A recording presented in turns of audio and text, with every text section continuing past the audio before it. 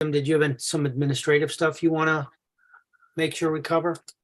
Yeah, upcoming on the, just to switch gears briefly on the capital front, the mayor's transmittal letter is due to the BET tomorrow. And then the sequence is that the BET meets to vote on a cap. Hold on, I need to mute the YouTube. That's done. The BET needs to meet to set the capital cap, just the opposite of what the operating budget is. So last year we did that on March 28th, I think, March 29th. So I would like to schedule it for next Wednesday, the 29th, if possible. Last year it only took about 20 to 30 minutes, so if that would fit everybody's calendar. What are you going to schedule on the 29th? I'm sorry. The BET voting on the cap for the capital budget. I will not be here on the 29th. I'm leaving early in the morning to go to Florida.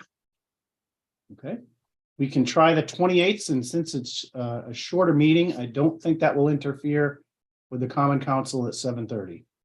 That work better for people? Sure. Tuesday, 28th is fine. Tuesday, the 28th, all right. 6:30? 6:30, yes. Okay. And then just, Tom, do you have to again? get notice or publish and all that? yeah, we can, it's a pretty simple ad for the paper. I will get that, as long as I get it to, Irene and Zulma by 2 o'clock tomorrow, we're good. And that should be no problem. And we'll post it online also, right?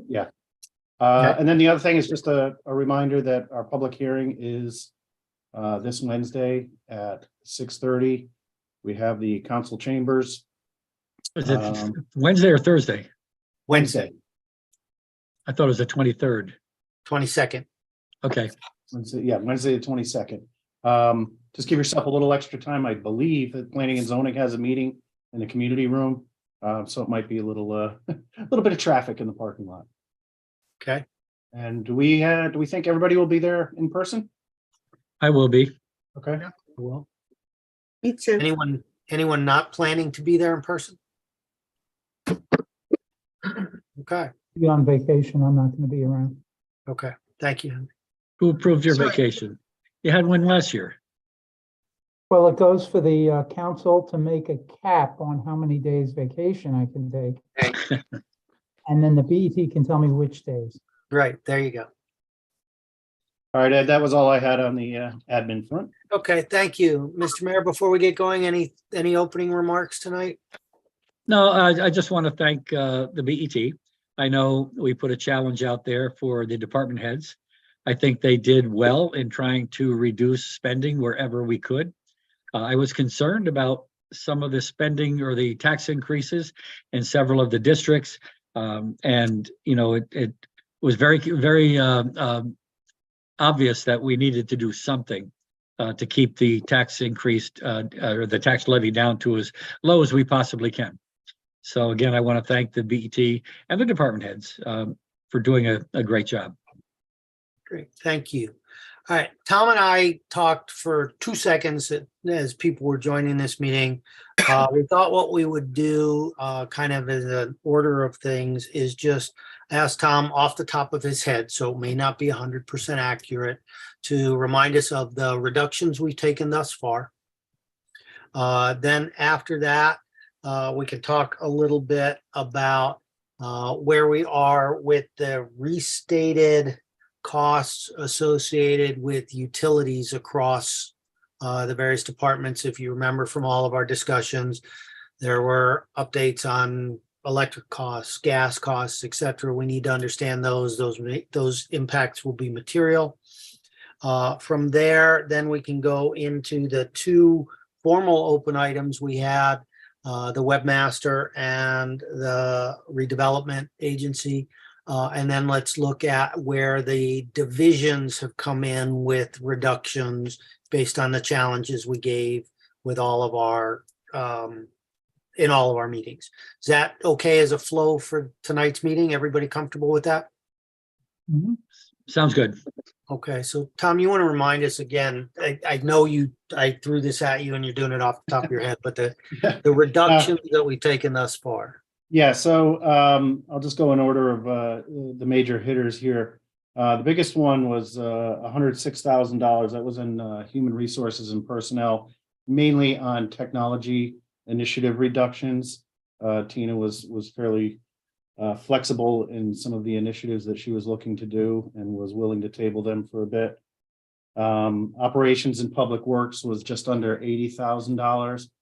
The majority of that was $50,000 reduction in salt, thanks to a very mild winter. We've got community services at 67,000. Lamont has a lot of different areas, all of whom contributed bits and pieces. There wasn't any major standout item there. And a similar story with economic and community development. They're at about $66,000 down. So the overall total for all the departments was $393,000. That's all we were able to get, huh? For now, I'm not quite done. Ed prepped you on the gas and heat, but you'll recall that when Neil Rennie was here talking about the updated contracts for heating oil and gas, the net result of all of those modifications is an increase of $188,000. So all of our efforts of the last 2 weeks or so, taking it down 393, it's going back up 188. So the net is about 205 reduction. Okay, in general, is everybody tracking with those numbers? Does anybody have anything that we think we missed in those numbers? Well, are we able to see the impact on the tax levy? Did not take it that far through the equation. Right, because I think there's more, Mr. Mayor, that we'd like to discuss and look Right. at and do before we run that. Yeah, Okay, didn't we have some other ones where we talked about delaying hiring and or are we gonna make a decision on that tonight? those are the two we have to, there's two that we have to make a decision on tonight, the webmaster hiring Yeah, and then the 500K grant for redevelopment. Those were the two that we left as formal open items. okay. Weren't So- there other- I'm sorry, Go ahead, weren't there odds and ends? And as we went through, like 5,000 here, 2,000 Yeah. here. Yeah, honestly, I thought we had a lot more than that, because before we went into our, I guess, BOE meeting, I thought we were at like 350 or something like that. And then we had a lot more that I thought we added in there. I I think the original list, Hang on. Go ahead, Tom. No, I was just gonna say, most of the departments came back and, where we were asking them to scrub where it looked like it was very similar, let's say $1,500 over the last 3 years as a budget, and it looked like it was just copied over. There wasn't a whole lot of opportunity there. It was, sometimes they would come back at 1,250, maybe at 1,000. So it was, other than the highlights that I mentioned earlier, there really were not significant reductions across the board in any of the departments. It was a little bit here, a little bit there. yeah. What about the fire department? I thought we had some reductions there. They came in another It was like 12,000 down. They had reductions of 12,000. But ironically, an increase of 11,900 for their gas and heating oil. So their net is $22 down. And also they came in below 3.5. Yeah, right. Originally. correct. Yeah. And they're still at only 3.37%. So And the police department? they were at 3.5%. We did not ask them to go scrub. They came back. Well, unfortunately, they were one of the biggest hits on the gas and oil. That was up another $57,000. So they went from 3.5% to 3.7%, but the only increase, it's only because of the gas and heating. Do you think that they can find places to offset those increases in gas? Well, those are some of the things that I think we need to look at next, understanding where we are, right? Which is a net reduction of $200,000, I rounded, right, off of the 395 that we found due to 190,000 in increased heating costs. Okay, so Tom, are there any, as you did those numbers, does that take into account any of the additional division reductions that we'd asked for when year to years looked flat, et cetera? That Yeah, rolls everything in. That's what I was referring to earlier. There's really not a whole lot of meat on those. There were a couple that were, maybe 4,000 or 5,000, but the majority of them were fairly small and many reductions. Like I think Economic and Community Development has somewhere in the neighborhood of 40 reductions, but again, it's 1,500 here, 900 there, 250, so on and so forth. So Is that, I'm sorry, Tom, but did that include the finance consultant for about 10 grand? Yeah, I've got a reduction in finance of 32,000. I believe you're referring to was that in GIS, Jim? Yeah, Yeah, that's part of that 32,000.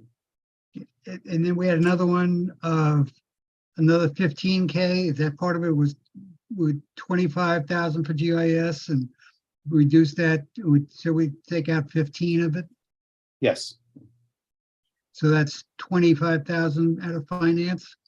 Yeah, and then I cut my seminars and conferences in the management and budget world. Right, but so Tom, you didn't, in the numbers you rattled off before, you didn't include finance. So is there a reduction in finance? Because the numbers, it's 32,000 overall.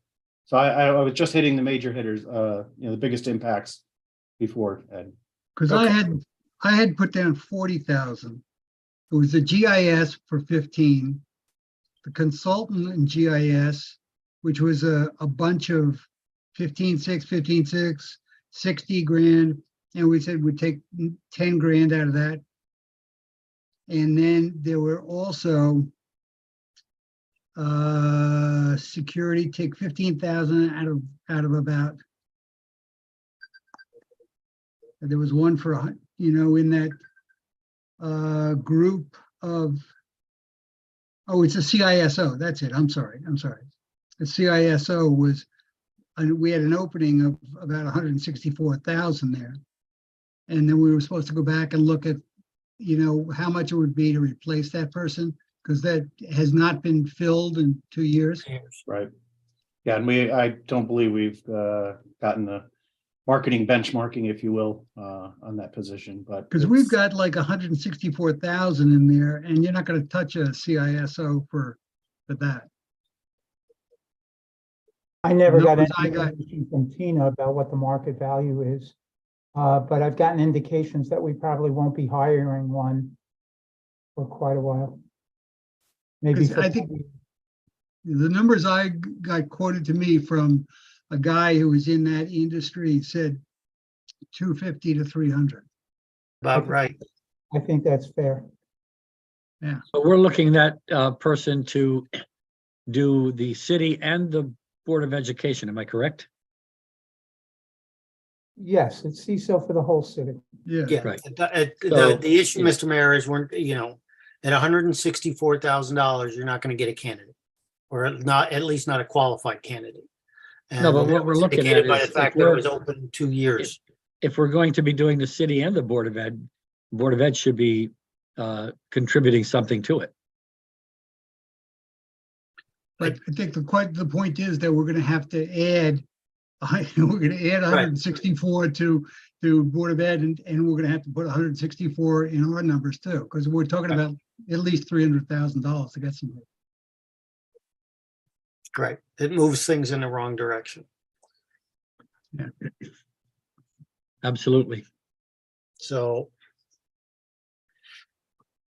So that would be another 164 we'll take it out, because we're probably not going to fill that. So Tom, what is the cap set by the council and where are we? The cap is 425 million, let's call it. And we're at 424.2. So we're about 800,000 under.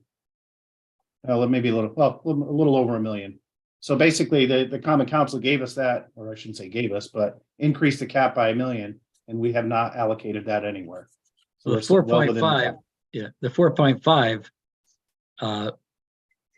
increase, or the cap increase by the council is something that will put us rather high on the tax levy. Yes. Yeah. So I would like to see us, even though the council set the cap $1 million higher, I would like to see us come in a budget that does not allocate that million, does not use that $1 million.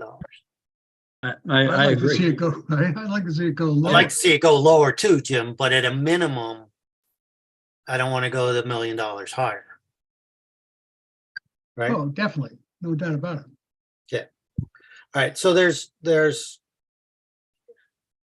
So don't can wanna- we add that 164 in there? Henry, or Tom, what would be the impact?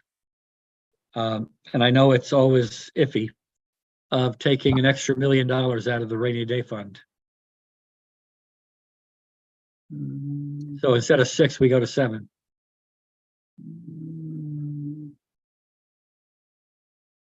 I think it can be done. It's a question of choice. But I thought we're trying to spend less. Well, we are, but if we take it out of the rainy day fund, oh, I got you. Well, if we take it out of the rainy day fund and put it towards, put the $1 million there towards the operating budget. That's dropping it down, no? Well, I think first what we want to do is come to what we think a realistic operating budget is. Then we can decide whether or not we want to source part of it out of rainy day to reduce the tax levy. I don't feel like we've gotten to an agreement on a total agreement yet on an operating budget. Right? We're still looking at a few things we might want to take out, like the CISO role because it's underfunded, right? Which could drop our budget again by another $164,000, right? I don't want to see us without a CISO, but the position's been open for 2 years and you're not going to fill it at that level. So I would suggest we take that out and rescope it properly for the following fiscal year. I don't disagree. Anybody disagree with that? No, it was my idea. I know, Jim, I know. So I think we take that out. Okay, Tom, so that's another $164K out of finance.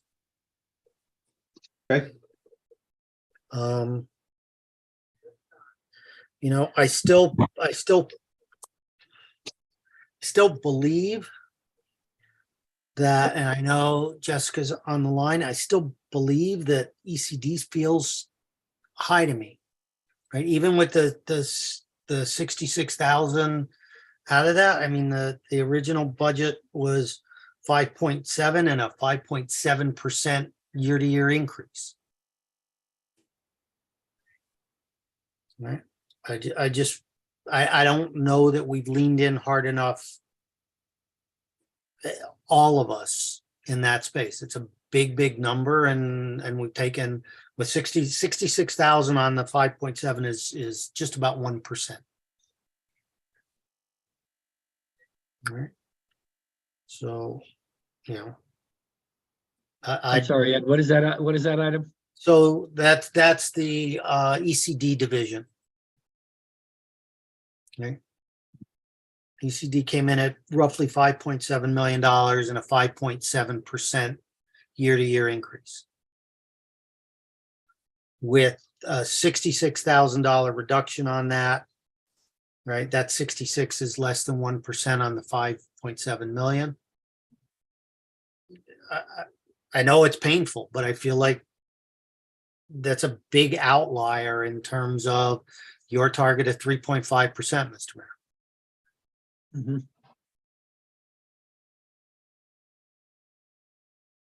And again, Jessica, you're on the call, feel free to chime in, but I'd like to see another 100K come out of your budget. I don't care where divisionally. Yeah, I think the biggest place where I think we're seeing the increase is that are proposing 2 positions for building and code enforcement.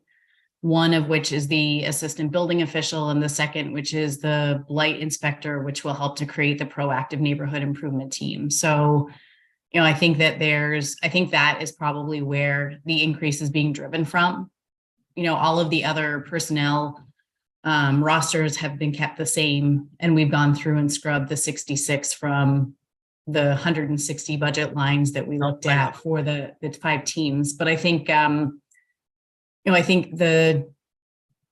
completely understand why, and I completely understand how it's happening. And I think that it's really a question of succession planning to a certain extent, and also community responsiveness with the proactive neighborhood improvement team. And again, I feel pretty strongly about both of those positions, but at the same time, I understand the struggle that you're working through, and I know that you're making the best decisions for the city. So I think, that is where that increase is being driven from to the greatest extent, right? And that's of course more than $100,000 worth of personnel there. So I think that's what if we got creative and asked you to, instead of filling that position on day 1 of the fiscal year, to delay filling those positions until second quarter of the fiscal year,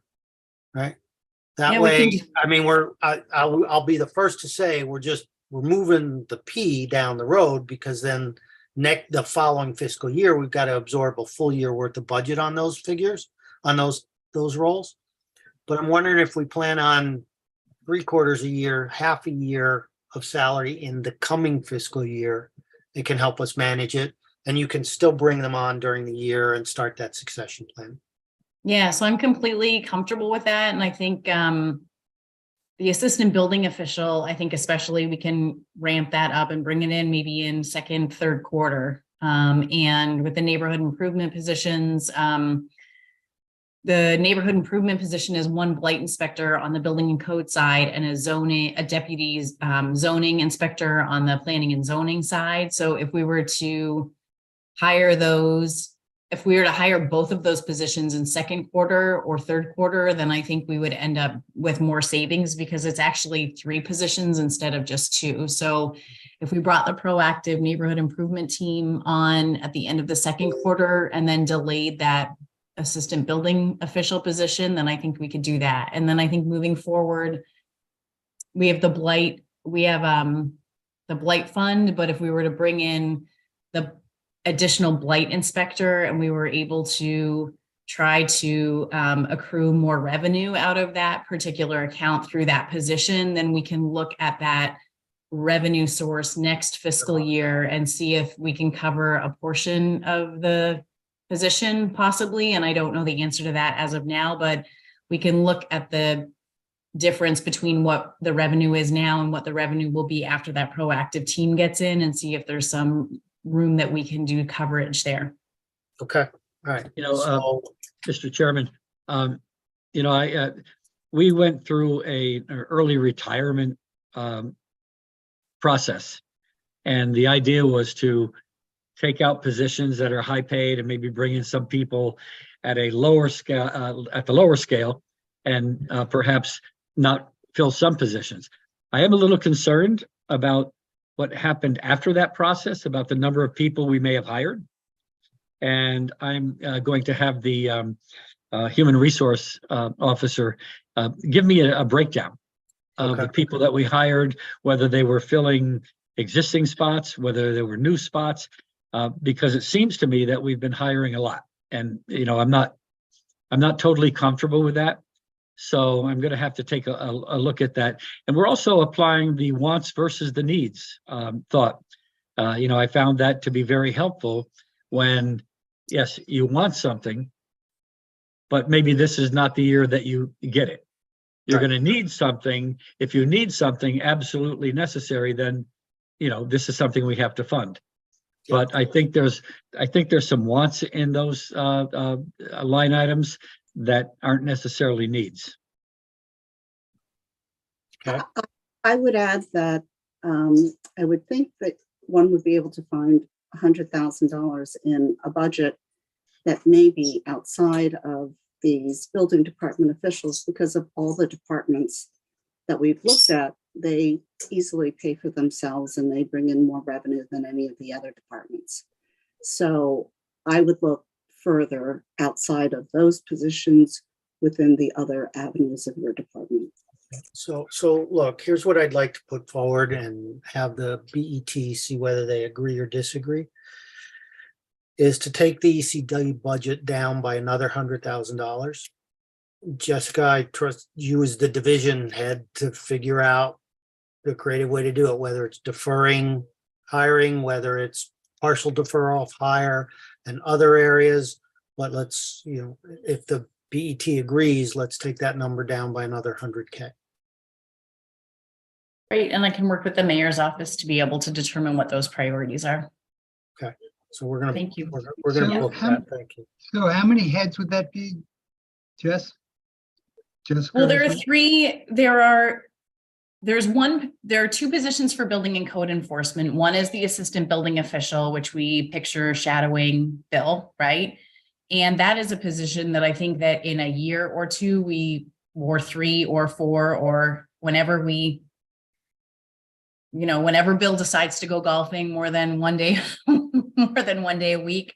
But I think that that's a position that is not a long-term permanent position. In my mind, that's a position to help with this succession planning for the city and be able to dial that back. And so there's that position. The second position in building and code. Let me just stop you for a second. Would that be somebody that's going to step into his shoes, or is that more consulting? No, it would be somebody that we want to Okay. work with Bill very closely for the next 2 to 3 years to be able to have that baton handed over for the department that's bringing in, more than $5 million in revenue. And when Bill is right now the chief building official and also the blight official for the Right. city, in addition to the ADA compliance person for the state. And so he holds so many different roles that we need to be able to ensure that when Bill decides to move on, that we have all of that covered in a meaningful way. And my concern are two things. One is that Bill doesn't know what he does know, because he's just so absolutely amazing at his job. And he does it just with, just an ease and a grace that not a lot of people would be able to handle, And so I really want to ensure, as the chief of the department, that we make that transition as successfully as possible. Right. The second position in blight inspector is really a response to some of the work that we've been doing with the neighborhoods, like the South Norwalk neighborhood, with contractor yards and some of the zoning violations that we've heard of. We have 2 people right now that are working on blight and neighborhood improvement. One is a deputy zoning inspector in zoning, and the other is a blight inspector in Bill's department. And what's happening is that we're getting complaints in. So those teams are responsive to the complaints, but we don't have enough bandwidth to go out and be proactive to be able to drive the zoning violation process, or to be able to increase our blight work with different corporate companies or different banks that are foreclosed on properties. So the idea would be to be able to strengthen that team. And I think that if we're looking for the 100,000, my preference would actually be, unfortunately, to be a little less responsive to the community side, for fear that we don't have someone of excellent quality in place to be able to shadow Bill, right? So I think we can look at either delaying the hiring of those positions and find 100,000, and maybe we can hire the assistant building official sooner and delay the zoning inspector, deputy zoning inspector, and delay the blight inspector a little bit later. And we will find the 100,000, but I think that the assistant building official, in my mind, is the priority for the city as a whole. Okay. My thought was just that we could even defer it maybe 3 quarters by the time you go out and start looking for somebody after 2 quarters, and then Yep. you fill them in, and maybe we even get a little bit higher than 100,000. That's all. Absolutely. Yep. Well, let's Yeah. book the 100 for sure, and then let's see where we go from there. Yeah. Or we book I- 150 and then come back to us. I guess the way I can leave it is that I understand the goal and I completely appreciate it as a Norwalk resident, and we will do our best to be able to figure out what that hiring timeline looks like to bring in at least 100,000 more savings. Okay, thank you. Okay. I All right. tried. Yeah, it's a good try, Jim. Like there's some compromise. All right, I want to go back to the fuel costs for police and fire, just for a minute. Tom, you had said fuel costs for police was 58K incremental. Is that correct? That sounds about right. Let me just look here for a second. Yeah, 57 on police, and fire was 12,000. All right. I would like to propose to the BET that we tell those two departments that they just need to absorb that increase in their current targets. I mean, the police total budget is 28.5 million, fire is 22.5 million. To find 57,000 and 12,000 respectively in the total size of those budgets, I don't think is too horrible. And if it truly becomes an issue, we can certainly look at it out of contingency. How do people feel about that? I agree with that. We all are individually facing higher costs. Electricity, fuel, everything, and we have to personally absorb that into our own budgets. And so perhaps if the city can do the same, that would be, I think, appreciated by the taxpayer. When the Yeah. oil guy comes to drop off my oil, he doesn't say, we'll lower your taxes, Jim, so you can pay your oil. I've got to pay my oil. So that's the way it goes. Okay, Absorb- so let's go ahead and do that.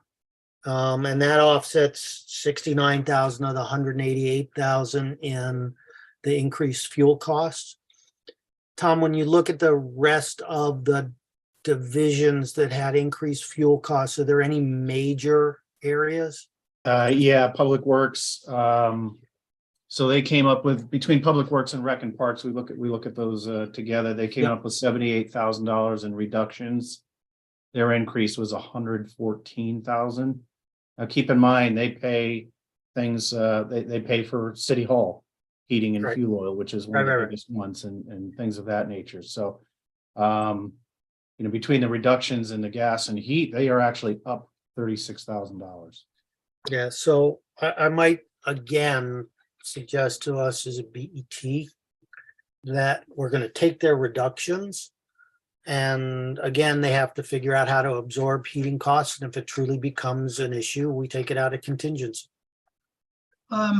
Reactions from the board. I'm proposing things, not making unilateral decisions. I want to be very clear.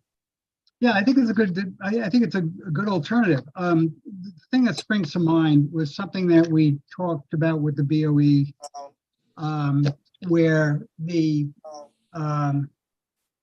Public Works does their lines, they're striping their parking lots, and they only do it on Saturdays when there's nobody in the parking lot and it's overtime.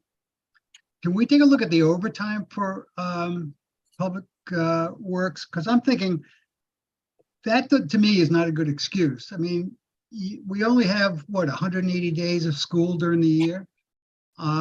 There's got to be some days other than a Saturday that those parking lots could be striped, as an example, just an example of how we can take a look at this and say, hey, why are we paying overtime to do this on a Saturday if, during the summer we could do that striping when there's nobody in the school? Yeah, if I recall the discussion, just to level, so I don't disagree with you at all, Jim. Yeah.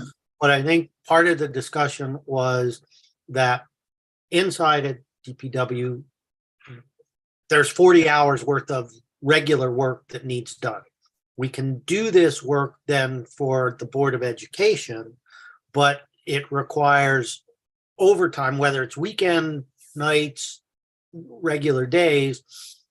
The resources fully allocated on regular public works activity, and then you get into overtime because it's incremental work for that department, which the Board of Ed is paying. Now, again, that's left pocket, right pocket for us, Yeah. but just if, as I recall that conversation, Yes. it you're wasn't like absolutely we were unused, there weren't unused regular time hours. I am only using that as an example that we Mhm. should take a look at overtime. Yep. In this specific example with the Board of Ed was that they specifically mentioned that the only time they could do that striping was on a Saturday when there wasn't anybody at school. Yep. That's neither here nor there. I think the point is that maybe we should take a look at some of the overtime. Is there some opportunity in overtime? And I always remember we used to find opportunity in the fire department and the police department on the overtime as well. Yeah. I think Go ahead, Kendrick. last time when we had a meeting with them, I don't know who brought up the idea about having interns or workers over the summer maybe offset the cost of salary and wages while at the same time building up the youth and giving them that opportunity to work. I don't know how far that thought or conversation went, but maybe that could help with absorbing the cost. Yeah, I mean, look, guys, I would suggest to us, these are all good suggestions. I think right now the direction the BET wants to communicate back to operations and public works is absorb the fuel costs. If you can't figure out how to manage to do that, we're happy to go look at line items with you again, overtime, etc., to cut those. But we're trusting you as a division to accept and absorb that expense and manage to it. I don't want to manage your departments for you, but if you can't figure it out, we're happy to manage your departments for you. Yeah, and just a point of information, Kendrick, it's always good to look at the options that we have available for doing certain work, but all the operations and recreation and parks, they're all unionized, and we can't bring in outside people to do their work without negotiating that with the union. And I don't think we get very far with that, but it's always worth a discussion. So again, I think we get rid of the 188K in fuel overages completely and simply tell the departments they have to absorb it. Okay, anybody disagree? Anybody have issue with that? No. Okay, so we're back up to a decent number then. Because from the 393, we've added $100,000 more from ECD. We've added $164,000 more from Finance. finance for the CISO role. So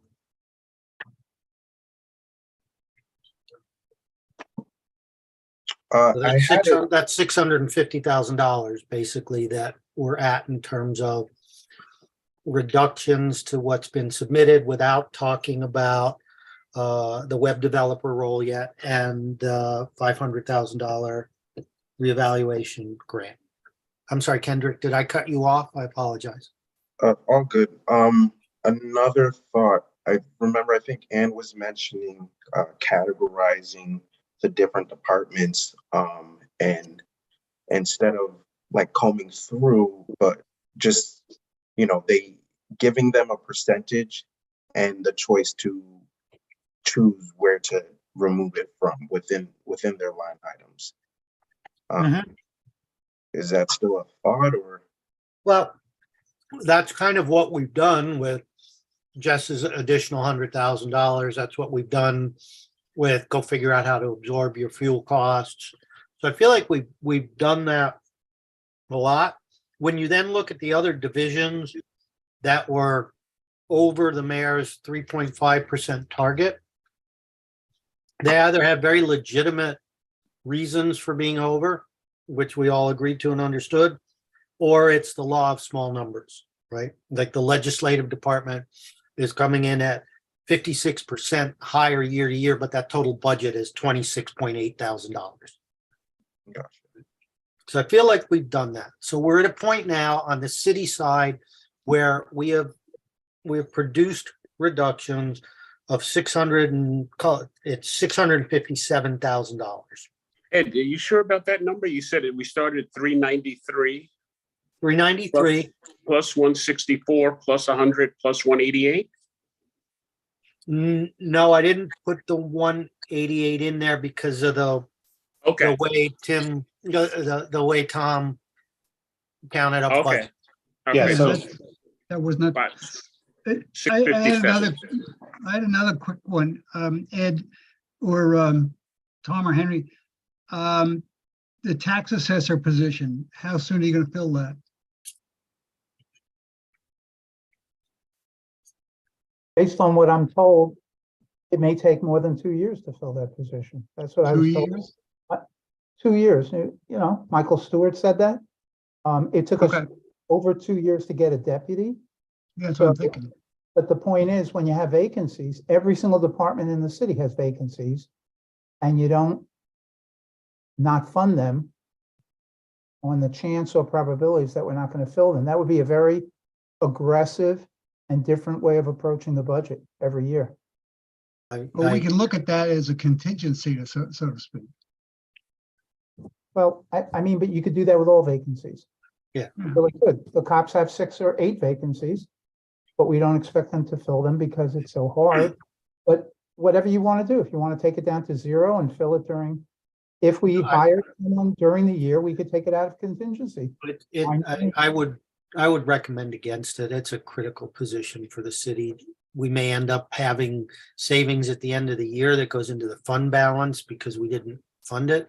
But I would not want to see the tax assessor's office not be able to go out and start recruiting immediately.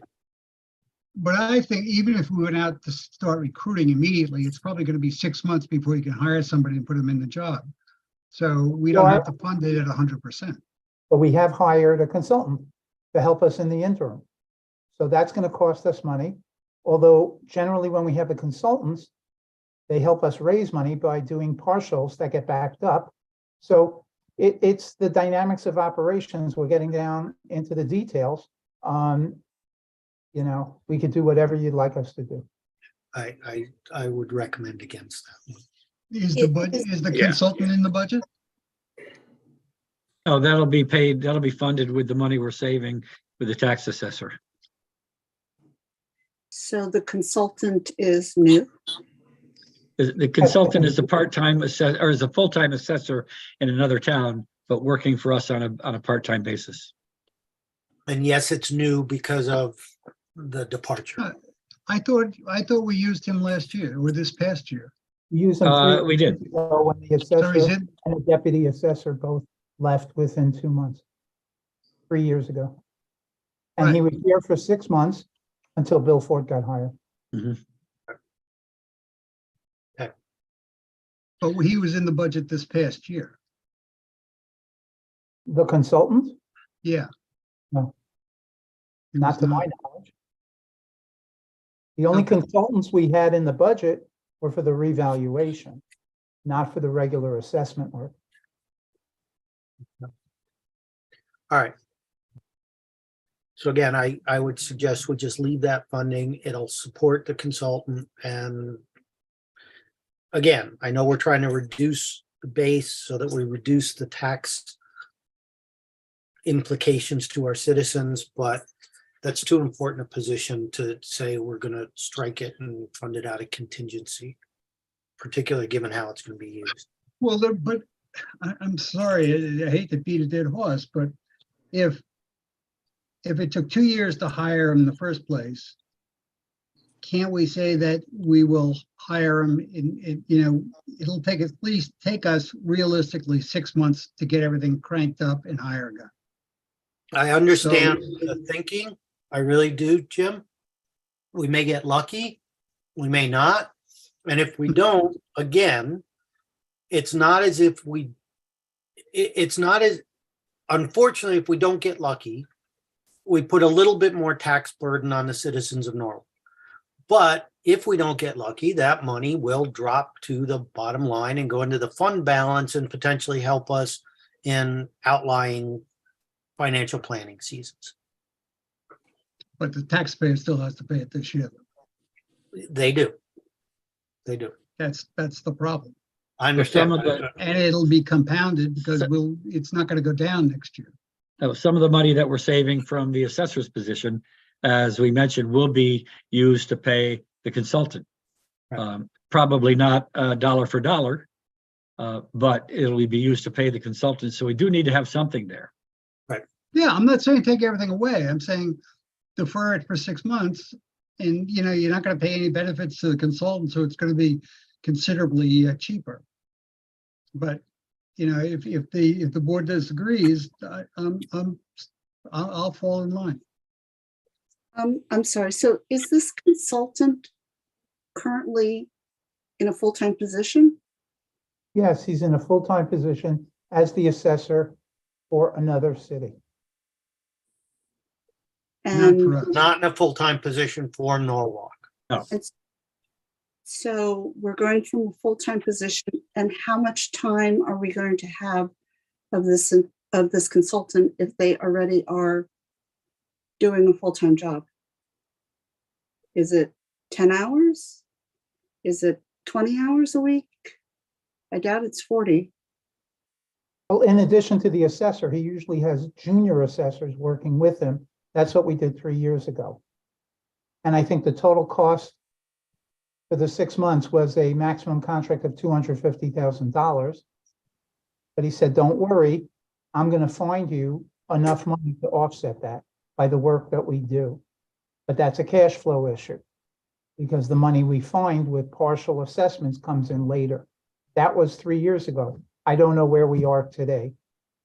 So just help me a little bit with the math. So if the assessor's position, call it, was $100,000, and we no longer are funding it for, call it half a year, so it's 50,000, and that's for a full-time person. Is that 50,000 for a full-time person going to go to a consultant who works with us part-time? Yeah, I think there would be a budget line item transfer to go from salaries to other professional services. Yeah, I think Ann's question might be a little different though, Henry. Is it dollar for dollar equal? If it's 50,000 in salary savings, what do we estimate the consulting costs to First be? of all, I think the salary is more like $160,000. And I think, I don't know. Mario Capola is the expert in this area. And the reality is we're in the middle of a revaluation that we didn't have 3 years ago. So the responsibilities are even greater. So again, I'll do whatever you want to do, but I think it's wise to keep the dollars in the budget. And then if we have some extra, we could draw it down out of rainy day fund next year to offset the tax this year that was too high. But I think it's dangerous to not have enough money in the assessment department when we're going through all these changes. Reval is in 8 months, and we have an interim assessor who's been with us for less than a year. I agree that it's dangerous to make sure, I agree that it is important to make sure that that department is well managed and well funded appropriately to offset a full-time person with a part-time consultant who already has a full-time job. I don't, yes, we might be expending the same amount of dollars, not clear to me if we're getting the same results. And as you have seen in a memo that I've sent around, I don't understand why we can't backfill that position in the interim and have someone who is very capable of managing the collectors, manage also the assessors department. You would be saving a lot of money, and I think a lot of I think you would also gain a lot of confidence from the people who are going to be seriously questioning the revaluation. I would respectfully disagree. I think All the right, so look, let me, is not the same as running a tax assessor department. The assessor is supposed to be certified in the state of Connecticut, is supposed to have certain skills. Being a collector is not the same as an assessor. That's number one. Number two, our tax collector works more than full time on her responsibilities. I don't know how you could just add that with a magic wand and assume that both departments are going to be run so well. okay, so look, it's clear that Jim and Ann would like to suggest taking that line item down shortly. I'm clearly not not in agreement there.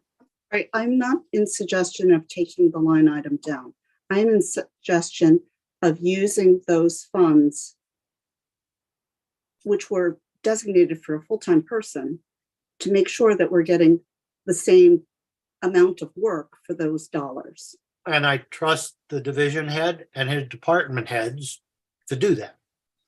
So we're spending Yeah. a lot of time on what at the end of the day might amount to Yeah, $25,000 to $50,000 worth of savings. Go ahead, Troy. And this is Troy. Yeah, I feel that due to the timing and due to we just finished with the situation over there on that and his fire, leaving the company. I think I will agree with you. We need to keep that line item position in place. So it'll be a contingency, that's all, because it's not going to be used for Yeah. a year, so. Yeah. Okay. Okay, so let's come back to the two open items then, please. There was the web developer. Now, that's an item, if I recall everything properly, and my recall is not what it used to be, so please feel free to correct me. The whole issue was there was a significant amount of work and evaluation, et cetera, that needed to be done before that individual could even do their job. So did it make sense to hire that position this year or defer hiring that position? My understanding from where we are is it's a little bit of a coin flip in that regard, that there is the potential that we will not fill that position because we will not be ready with web redesign and things for that individual to do. As a result, I would suggest we take that out of the budget, and should they get to the point where we're ready with a new city website, we fund that position out of contingency should it need to be hired in the fiscal year. Hey, And Ed, we have Leisha on the line to comment on this. This would be. Thank you. I didn't realize Leisha was there. I'm Yeah, sorry. so All I this would see be the in her- lovely, Vets Park dock. So my apologies, Leisha. This would Sorry, be in I'm her world flipping- under communications. I'm flipping back and forth between multiple meetings, so I'm sorry about that, you guys. Ed, I'm not sure why you remember it that way. I think that we are ready to move forward, and we think that it's critical to have the webmaster in place to begin the redesign of the website. They have to be part of that process. They would be an integral part of that process, and they would be the one who would be managing that project. Okay, So, like I said, my memory's faulty. who does the web now? So right now, the website is, the duties for the website live within the IT department, and it's the e-government coordinator is the title of the person who deals with the website. He has a lot of other duties on his plate, so he tells us that he spends about 5% of his time on the website. And the way that they handle that is that they have delegated the responsibility for each department's website to an individual in each department to be responsible for determining what will be on the website and keeping it up to date. The problem there is that, as you can imagine, the folks in the different departments have varying degrees of ability and expertise in order to actually do that. So the different departments' pages are not consistent across the city. There's different levels of information. Sometimes the information that's on there is not the information that is most needed by the public.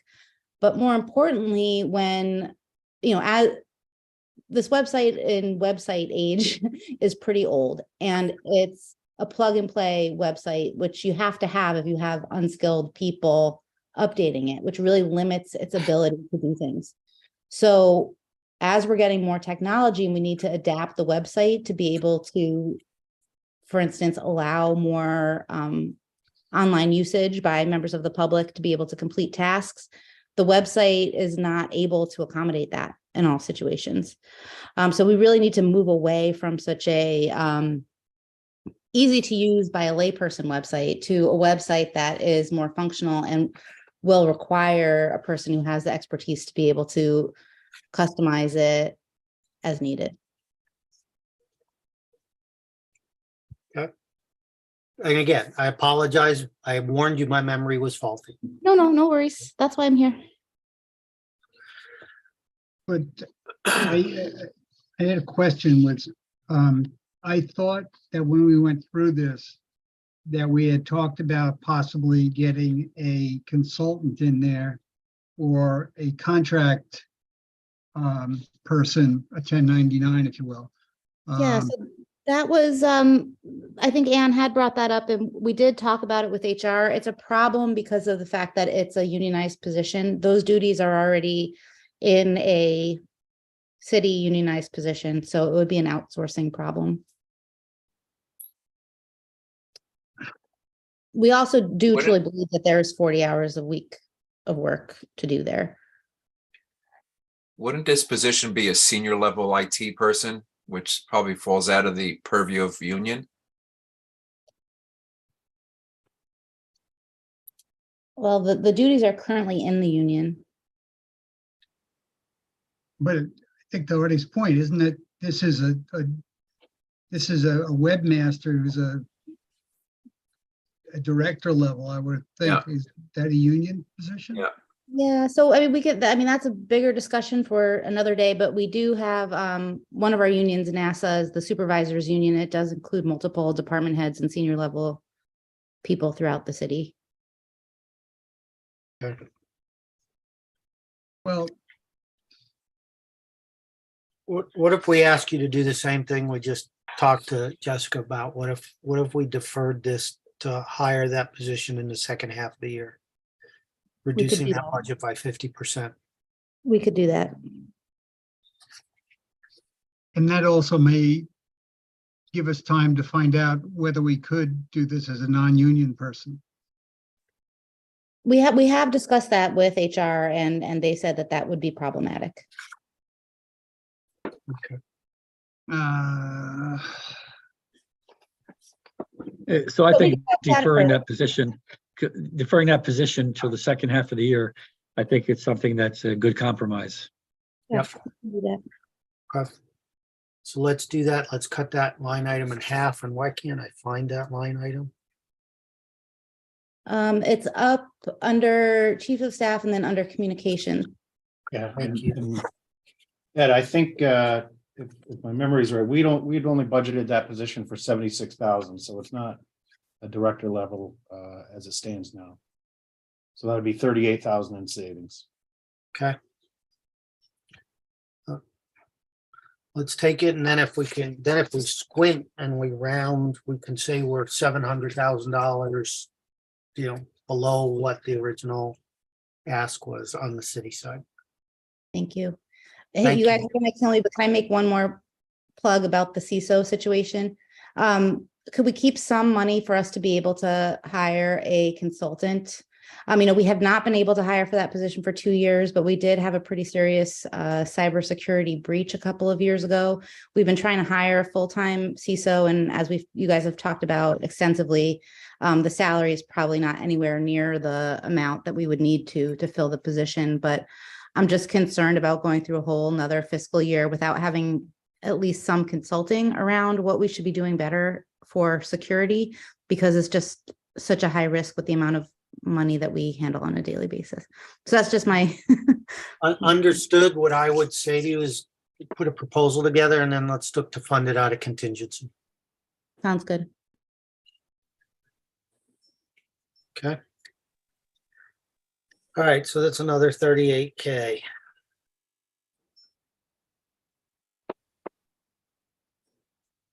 Which gets us formally to 695. All right, then there's the $500,000 grant on redevelopment. Yeah, and can I just jump in for one quick second? Yes, If sir. if we think we're going to need Lunda for the Board of Ed discussion, he asked for a 5-minute heads up. He's in another meeting this evening, and it's going to take him a little bit of time to break free and get to a room. If we don't think we need him, then I won't send him a text, but otherwise, I'd All like right, to so do that. let's pause on redevelopment there, and I would ask my fellow board members, will it be productive to have Linda part of the conversation? Or are we to the point where we're just gonna have to provide a number and tell the BOE to manage to it? Are there specific questions and line items we want to get to from a BOE perspective, or is it just? I want to, part and I want therefore to, I want to add something here. I think we all know that when people were claiming that the Board of Ed was flat funded, they had over $30 million that they were given in ESSER funds and ARPA funds. So they really weren't flat funded. If they got $30 million and we were going to give them 7 or 8 million more, it just didn't seem to be logical, because we also did the same thing for the city side. The idea that causes the problem now is that, from my understanding, they've hired at least 10 new people or increased the salary part of their budget. And then that is what created the cliff. It's just that they could have shifted that money to offset operational costs in another area and kept the same number of people without, or like the city did. We hired people that were kind of like project managers, and they understood that when the project was over, so was their job. They were like grant hires. So we tried to do the best we could without making a significant increase for over year. Now, I have been in discussions with my staff.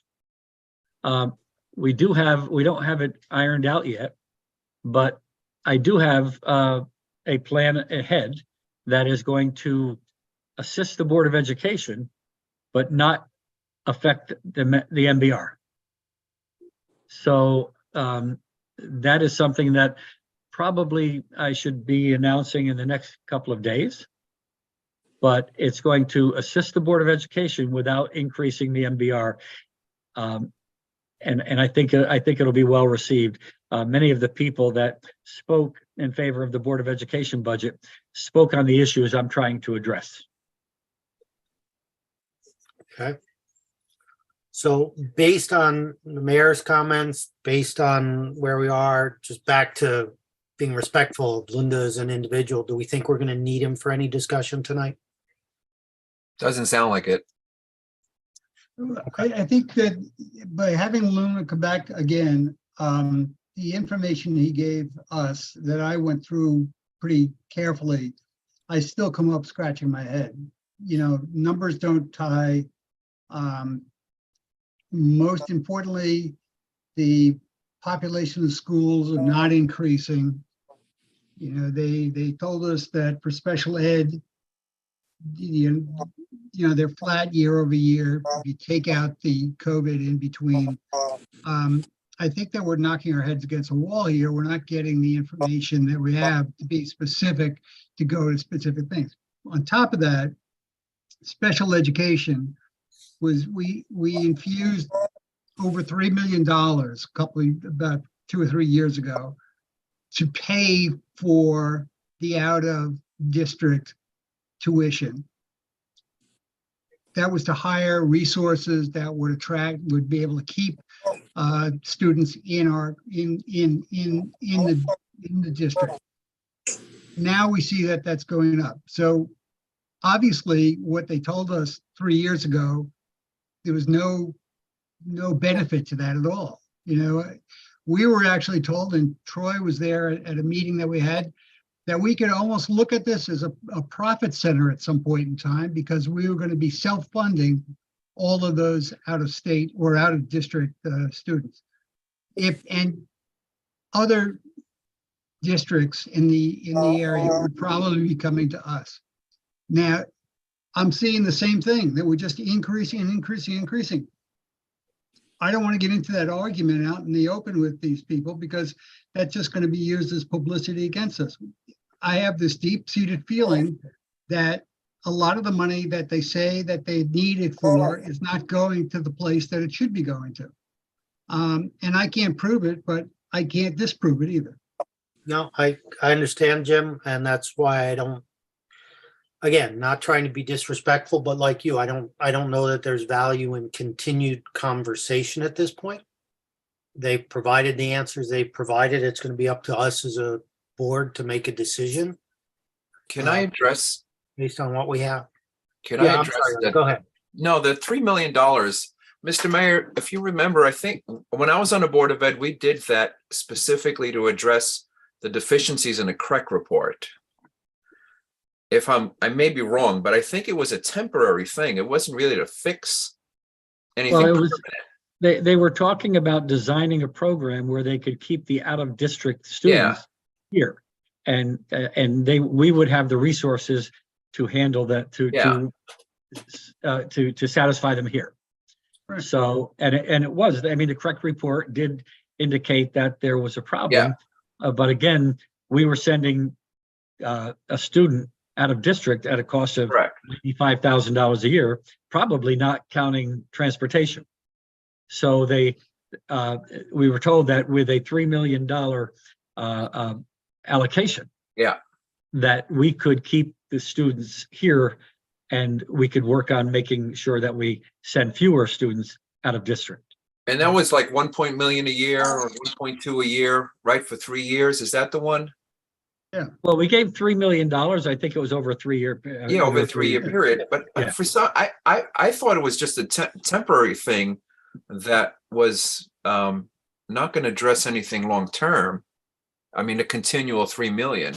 Yeah, well, I think, Artie, that's part of Jim's point, right? Is not only is it now continual, there was Correct. that was going to be, there was also a belief that was going to Fix become things. a revenue source. Yeah. It was supposed to fix something. Right. And it was going to build our capacity here. It was going to build our capacity here rather than outsourcing. Correct. And it clearly hasn't, because you look at the out of district numbers and they haven't changed. Right. That meeting that Jim and I went to was actually right. What Jim says, it was $3 million and we were supposed to see lower numbers going forward. And it was supposed to pay for itself in due time. And unfortunately, that does not look like the case. So, Right. Okay. So again, I don't, unless anybody disagrees, I think we can have Tom let Linda know that his presence will not be required. Correct. I agree. There's a 4% built-in increase to the Board of Ed in the budget that we now have. Yep. And if the BET members are comfortable with that 4%, I was suggested when I was going to add the 4% that I come in at 3.5. So you can see the mindset of the council as well. So I think what we see in the I'm budget. sorry, did I misunderstand? Are you saying, Mr. Mayor, you're saying that the increase should be 3.5% or 3% as opposed to 4%? No, we had discussions. I thought coming in at 3 or 3.5% would be extremely low. And I had a conversation with the president of the council, who is the finance chair. And I said, look, I'm going to come in at 4. Not that it made much of a difference when they're asking for 12. But I thought coming in at 3.5 was extremely low. Okay.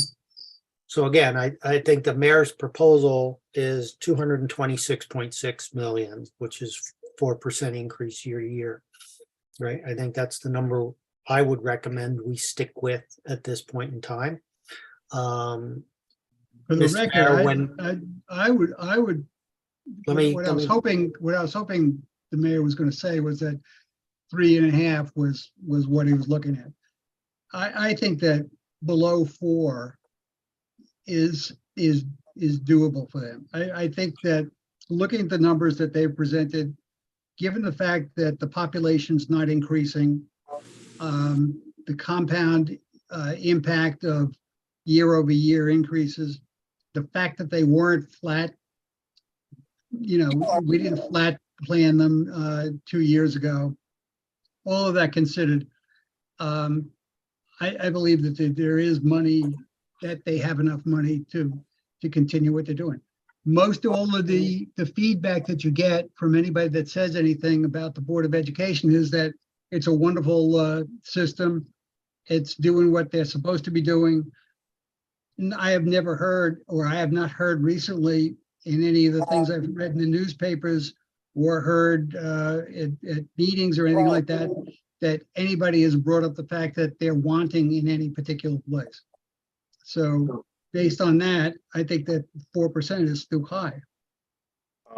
From what I understood from the Board of Ed meeting, like even though enrollment has been flat year over year, they've increased staffing due to high need students, and that's the reason for the increase. So like I personally feel like 4% is doable. And it seemed like they understand that like they have to do better on their part in order to like meet those needs of the students, so that they're not just increasing staff, but like figuring out less expensive ways to do it. We got a presentation, Kendrick. We got a presentation from them when we asked about the special ed, and outlined the different steps, the different areas of special education. And there was like about 7 or 8 of them. If you go through that and you take a look at how many students are in each one of those, in almost every one of them, they're not at the maximum level of the teacher to student ratio. In other words, that the program is designed for X number of teachers or X number of students in there. In the most cases, they're well below the teacher student ratio. So it doesn't mean that you could have room to have more children go through the program and not have to hire another teacher. Yes, I would just remind us as we look at all of the Board of Education numbers, right, that yes, special education is a driver of their recommended increase, but there are also general contractual obligations to the teacher population overall that are driving an additional $10 million worth of increase in what they presented to us. Not that I am saying I agree with that, disagree with that. I take it as it was presented to us. But with those types of increases, that's where I start to and remain comfortable with what the mayor's original ingoing proposal was of the 4%, taking that budget to 226.6 million and letting them solve for it within that, just like we're asking the city side to solve for their departmental budgets. Right. And again, Tom, Mr. Mayor, you're gonna announce some other things that may further help them with offsets. Right. And Tom, maybe you can have a conversation with Lunda or Henry, because I believe they're exploring savings in the healthcare and the medical coverage. I don't know if I've gotten the results back. I thought I got a text message from the union president, the teachers union president, who said that Lunda had some information. Now, I checked my email and I didn't see anything. So I don't know if there's something there that would also be a savings in their medical coverage. When they did present during the negotiations with the teachers, which I sat in on, we talked about a 3 million plus savings in healthcare. Right. Yeah. And in their presentation last week, that line item was blank. Just again, as a reminder. The best understanding I had from Lunda was that he was exploring the options for different types of coverage at the request of the teachers. Right. Primarily a high deductible plan.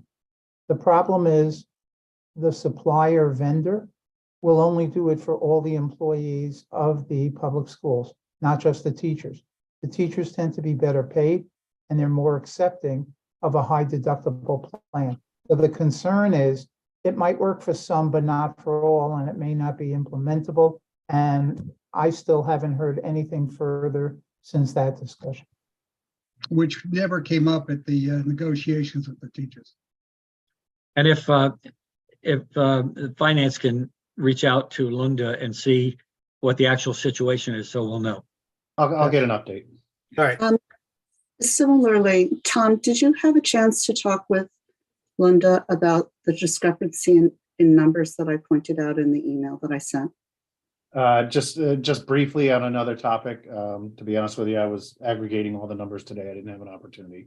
Okay, so again, I think there's a couple things to go back on. Healthcare, Ann's question. We don't need Linda tonight to do that. We can do that via email.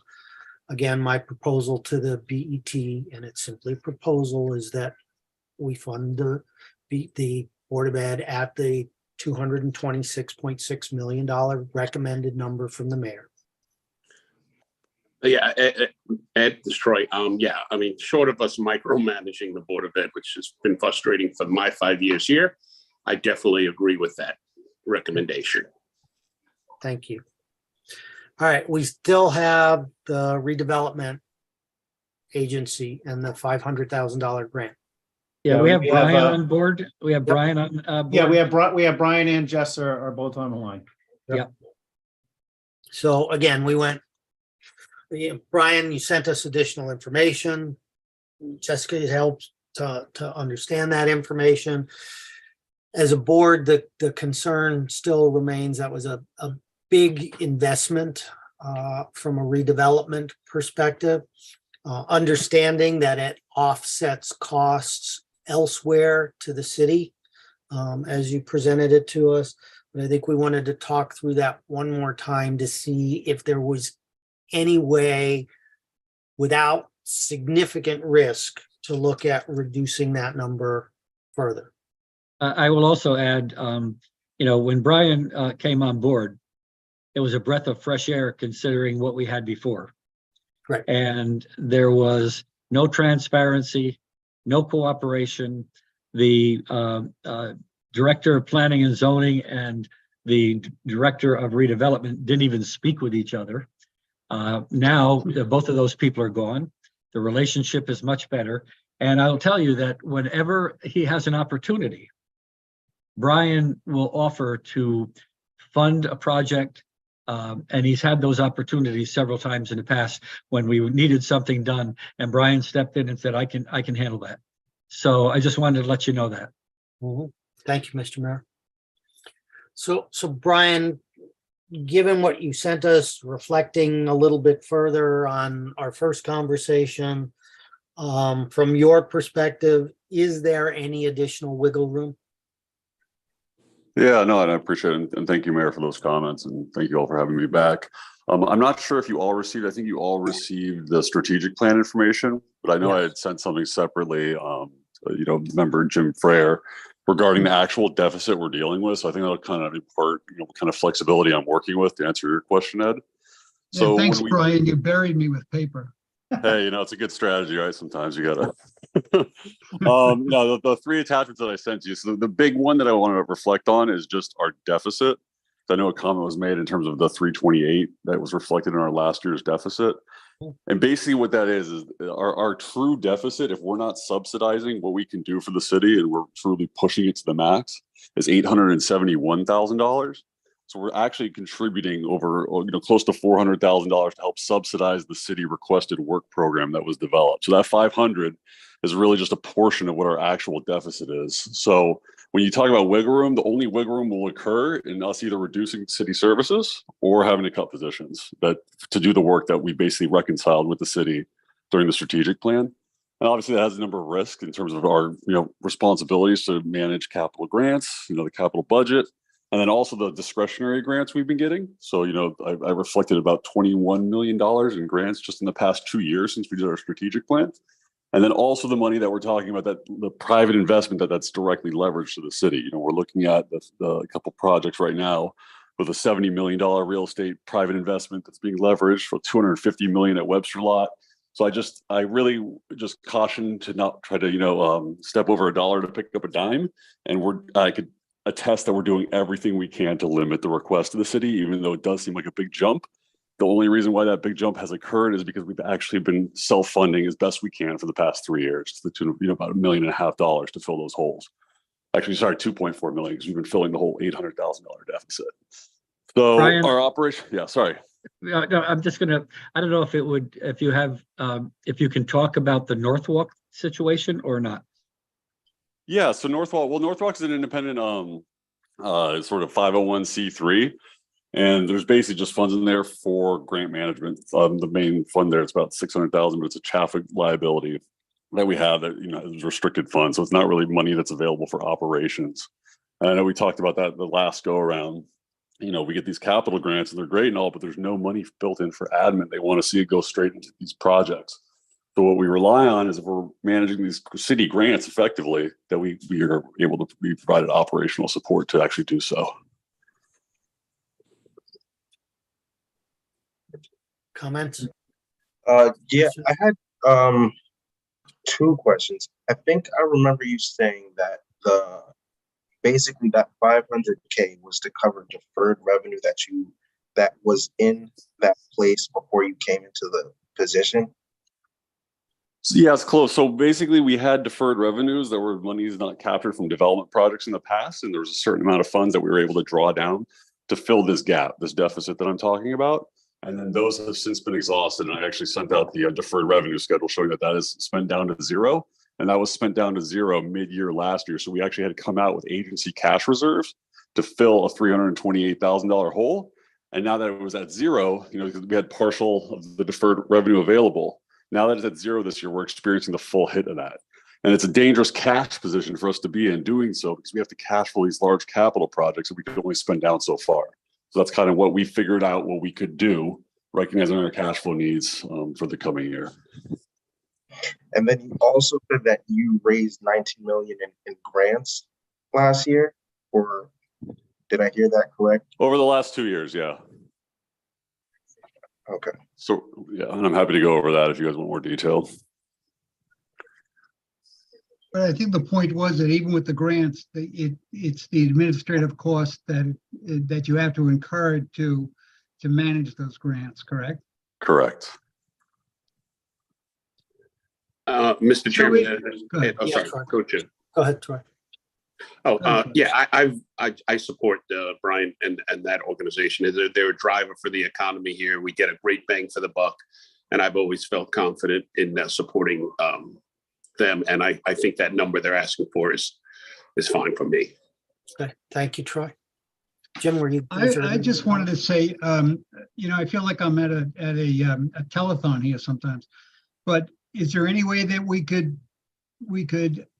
manage that fund, that 500,000, some way that we could defer some of it and maybe come up with a little bit to help us get over our past our $700,000 worth of savings right now? I mean, since our numbers are flat year over year, we're not asking for any increases. The only thing we could do is try to just reconcile, the work that we do with Jess's office and our office and have that discussion. I mean, obviously respecting what you all need to do in terms of, but it's going to come into a point of just staff time. Where am I billing it? I have nowhere else to bill it. Right. So Mike, I guess what I was saying is there 50,000 worth of savings there that we could live with? We would have to, obviously, it would just relate to service provision. We'd have to talk about I'm thinking things that come to mind would be just staff time. So the historic home facades, we'd probably have to table. We'd have to table services. That's the only way to do it.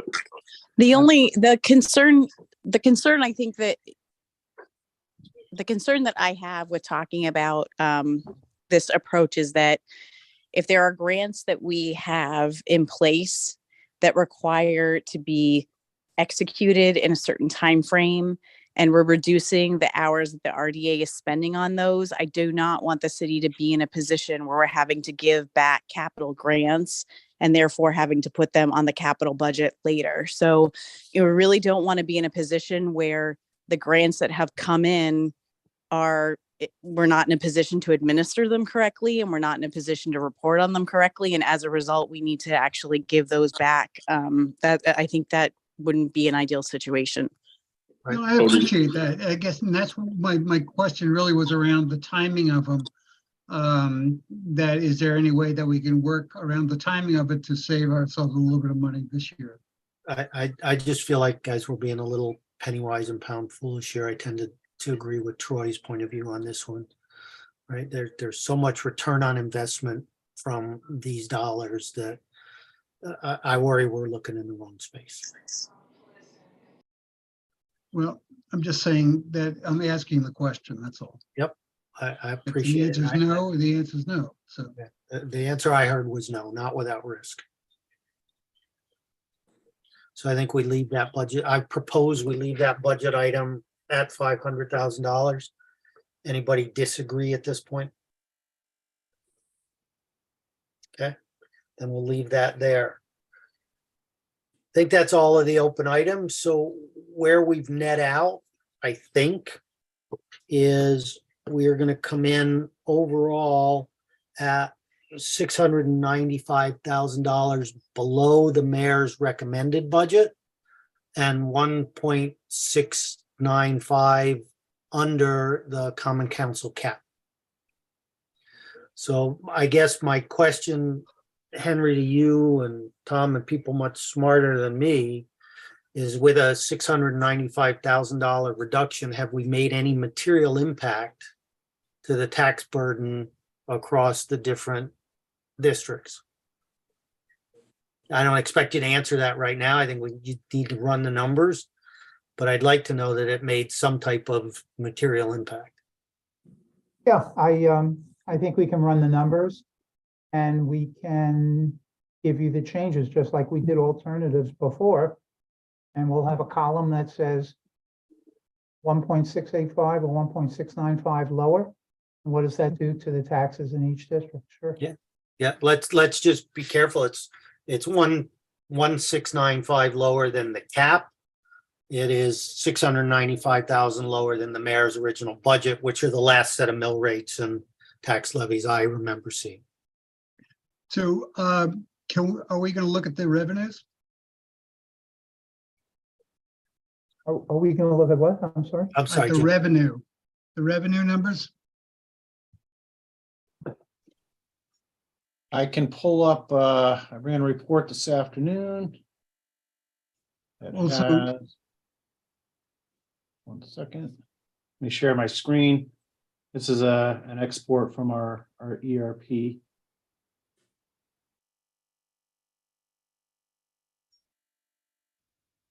Well, the revenues we've had for a long time, they haven't changed, Tom, have they? No, I mean, and what we do is we, once we finalize everything, we will put in the big item, obviously, is the real estate taxes. And get that trued up, including with the rainy day fund, because it's a balanced budget. When we finalize our total expenditure number, we then go true up on the revenue side as well, so.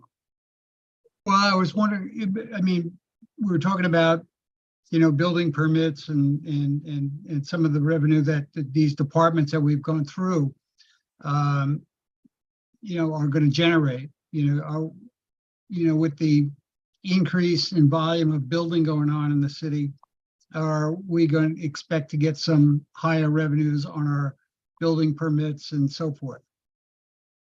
Yeah, sorry, I'm just having trouble locating it here on here we go. I will share now. We, from a building permit standpoint, we projected $2.7 million for revenue in fiscal year 23.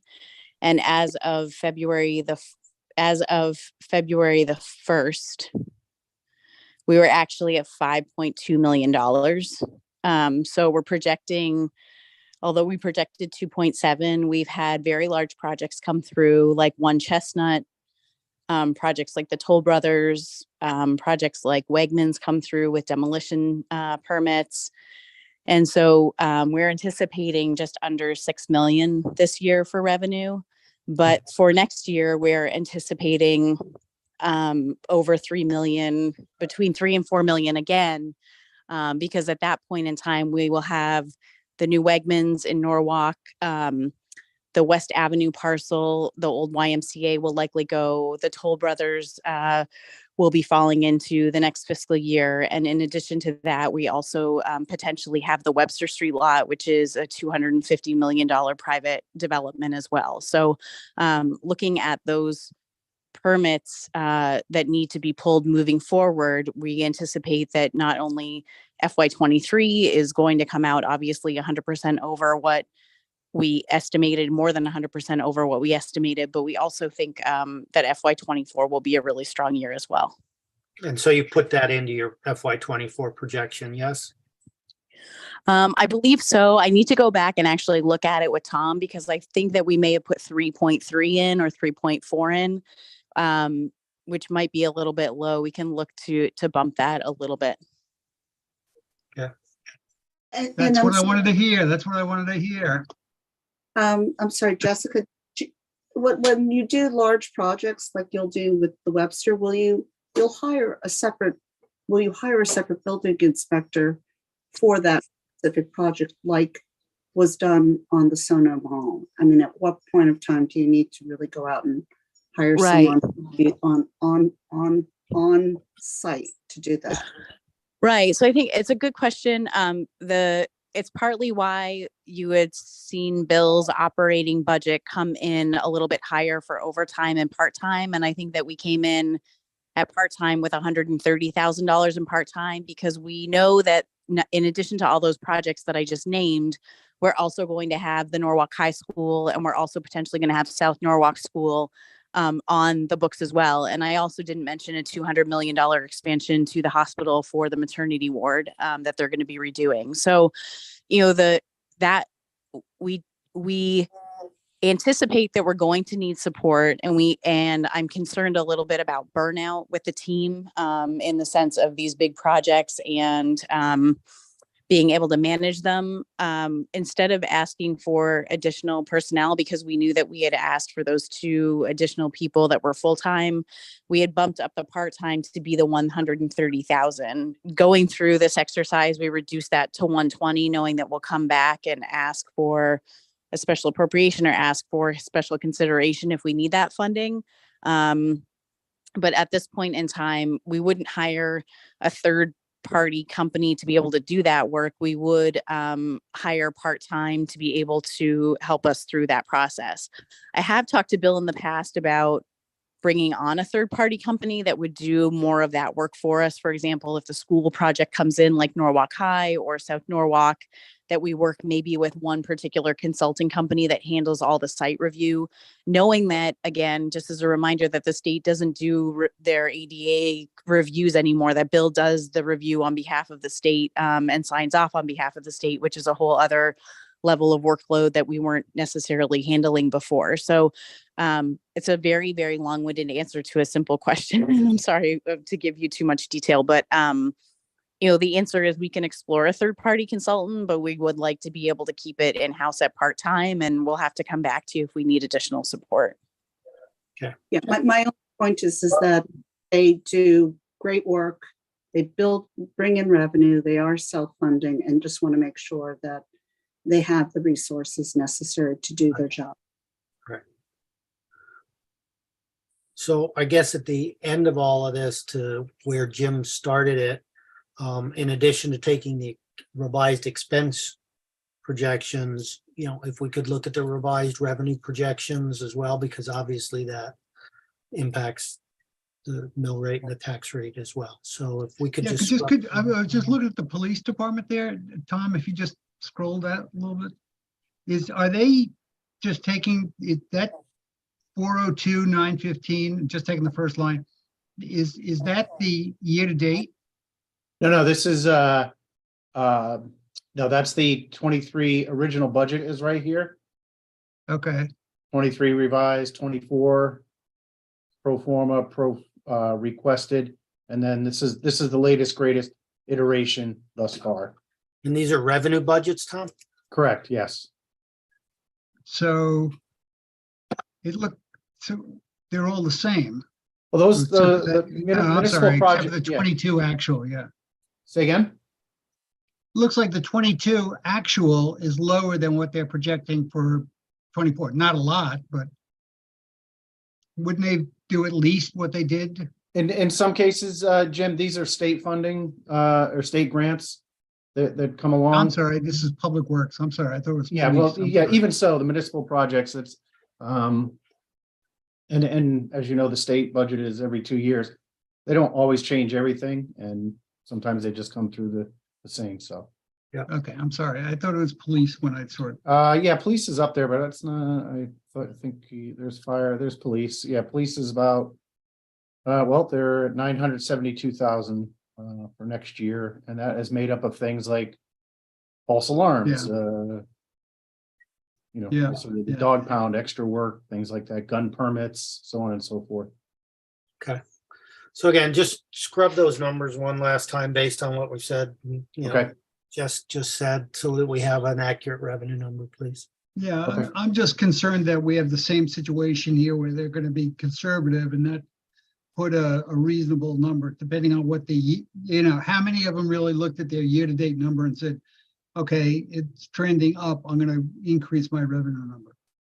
Oh, no, when they submitted all their numbers, it was probably, late October, early November. I can certainly go back to them and say, hey, based on your run rate for 93, you have an opportunity to adjust. Now's the time. Yeah, Yeah. please do. All right. Anything else we need to cover this evening? Just from a technical standpoint, how does the revenue, does it offset the expenses that then calculate the mill rate? Is that how it works? Yes, we start with the total expenditures for the Board of Ed and all the city agencies. And then we have some negatives where we're not going to collect all the money, such as elderly and veterans exemptions and the allowance for bad debts. So we increase the amount of money we need to raise, and then we reduce it by all these revenue items, whether it's state grants, fees from the departments, drawdown from the rainy day fund, and we get to the net tax levy. And that's how we, Kate, based on the grand list, the mill rates and the average tax bill. Thank you. All right. Welcome. So we have our public hearing on Wednesday of this week, in person and virtual. Remind me, Tom, because I am still, new at all of this. The next steps after that, we'll set the capital cap on the 28th, we agreed, but then what are our next steps in finalizing this after the public hearing? Just because I don't pay attention enough to know them off the top of my head. Okay, so after the public hearing on Wednesday, we then finalize all of the, what I call the BET decisions that we talked about tonight. And we put that in the equivalent of your or the BET transmittal letter, and that goes off to the Common Council. And that is due next Monday, the 27th. Okay. And then the Common Council. Is there a meeting of the BET after the public hearing to decide on those numbers? Or how No, does the BET define and? it's a transmittal letter that comes, well, Ed has to sign it this year, that identifies all the divisions, their final recommended or BET budget. And then that goes off to the Common Council. But the point is, today we have a discussion. Wednesday is just for public comment. When do the BET members get together and finalize department by department what all the numbers are going to be and what the revenues are going to be in that transmittal letter? Well, I can pull that together and send it off, but there isn't another meeting. We can certainly schedule one. I feel like we've done it on the expense side tonight at the division level, not the department level. We can see what the revenue are. I mean, do we feel we need another meeting to look at this, or can we do this via email when Tom gives us the updated numbers in the next day or two? Technically, I would think there needs to be a formal vote by the BET formalizing what we set the budget at. I mean, I'm not the governance person, but I think that would be. Doesn't that come in May? Yeah. Okay, so that comes That's in right. Well, Yeah, the- because we transmit our recommendation to the Yeah. common council. The council approves, it comes back to us for final approval. right, and that is, the final is on Monday, May 1st. Got it. So I feel like at this point, we know what we want to do, unless there's anything earth shattering on Wednesday, at which point we can decide whether we need to reconvene, or we can just do this through email review prior to my signature on a transmittal letter. Does that work for everyone?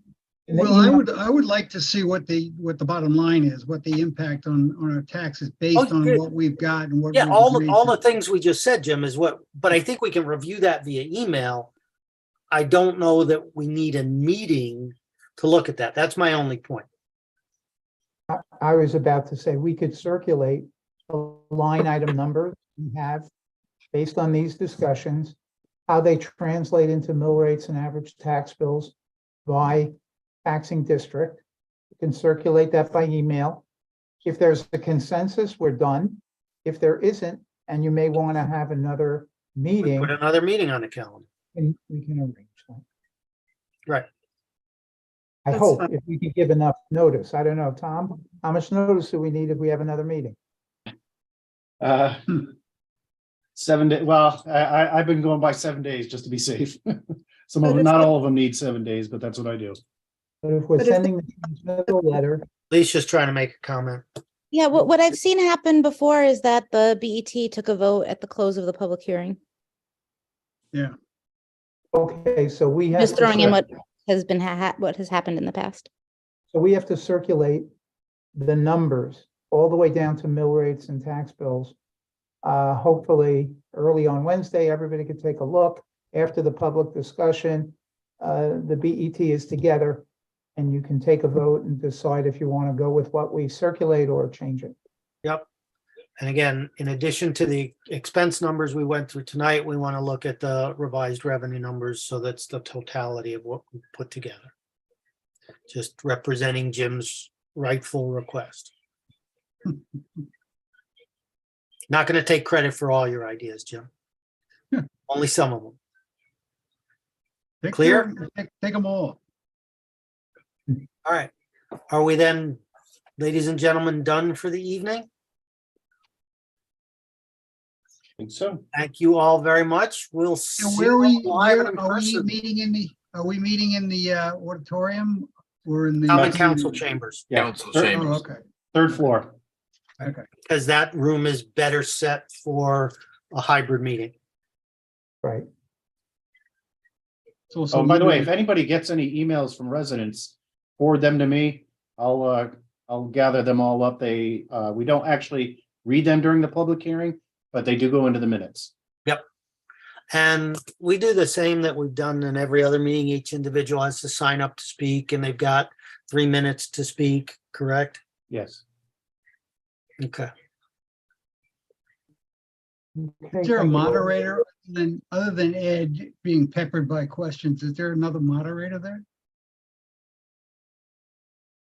We'll have Yeah. translators. I didn't think we were having another moderator. No, I don't think we need a moderator, and it's Yeah. really just reading off the list, the sign up list of those who That's right. requested to speak, and then tracking the time and politely raising a hand when they reach their 3 minutes. Right. There's no answering of questions at that meeting. Yeah. Yeah. Other than never simply saying answered. thank you for the remarks. That's it. And your time is up. Okay, we'll see you Wednesday. All right. Thank you, everybody. Have a nice Okay. evening. Thank you. Thank you. Bye-bye. Good night. All right. So we're gonna go back to Harry's 4% for the board.